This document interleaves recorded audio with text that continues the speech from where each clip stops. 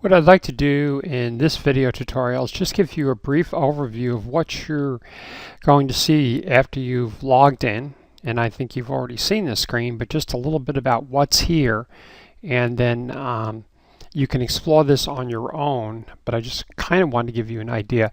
Again, this is the California Association of Realtors have created zip forms called Zip Form 6 Plus, which for those of us that have been using it for a long time, this is the newer edition. If you go down over here, you'll see that you can learn more information about Zip Form Plus. In other words, you can go down here and there's a lot of information.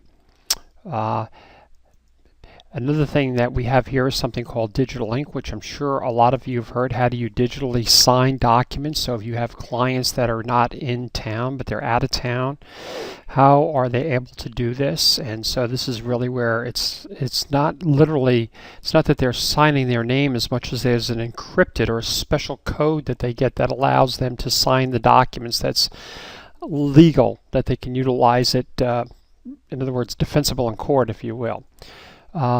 You have a lot of different items that are over here that you can go in and take a look at. There's a Zip Form Mobile Edition, which is where you can utilize this on portable devices. There's just a lot of different things that are over here, and you can take a look at your own time. Going down below here, you'll see this is what we call, this is my name, Pat Hogarty, and actually there's a profile here, which is where I put in my name and all the other information. By the way, please do not touch that. I did have a student in the last class that did that, and all of a sudden everybody was wondering why their files were saying this person's name. So just please don't touch this right now. And also keep in mind too that this whole system that we have here is set up, you're using my account, my Zip Forms account. It's a training account that I have, and I want to emphasize to be very careful not to delete anything that somebody else has been doing. Down below you'll see this will take you to where we have transactions. These are the transactions, and we'll talk for a minute about when we create them, how to name them. You can actually organize them differently. So for example, you can go in here and look at a list view by clicking this little box here back and forth. You can also sort your transactions by things like date modified, created, transaction name, buyer, seller name. And you can also search it in this particular field here. Down below here, or the next thing is templates. Just so that you know what templates are, is that once you've created your transactions and you find that you're using the same forms over and over again, you can pull all those documents together, those forms together, and use them as a template, so that when you go out to visit with a client, you make sure you have all the same documents all the time, so you don't get there, have them sign a bunch of stuff, and then find out you forgot something. This is contacts. So again, this would be if you had contacts in here.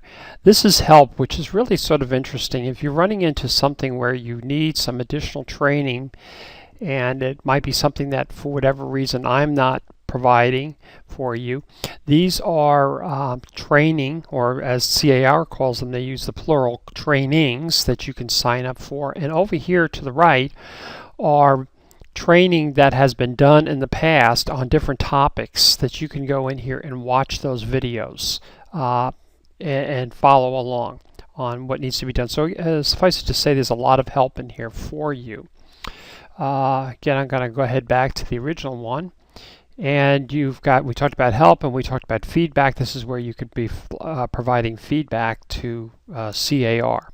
I'm going to go back to transactions now.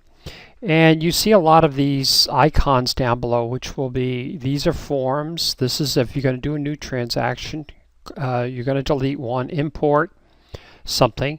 There is, by the way, a desktop version, meaning you don't have to be connected to the internet to do this.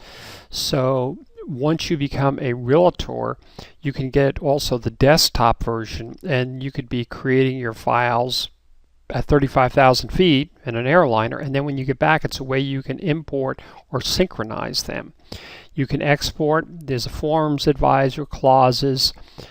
There's a mortgage calculator that you can utilize, and we'll be talking about that later on, if you will, how you can figure out what the monthly payments are for a loan.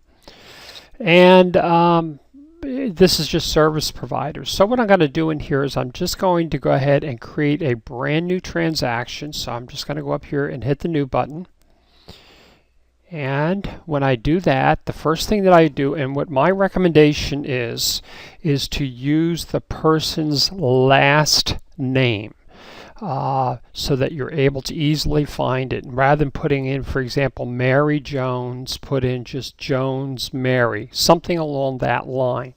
So in my particular case, the name of my client is going to be Jones, Jones. And then here I'm going to select what kind of a transaction type I have. This is going to be a listing. It could be a listing, could be a purchase, or it could be a lease. This is the property type, which would be residential, industrial, multi-unit, commercial, or vacant land. So what I'm going to do is I'm just going to put a listing, and it's a residential listing. And then once I do this, I'm just going to go ahead and click Save.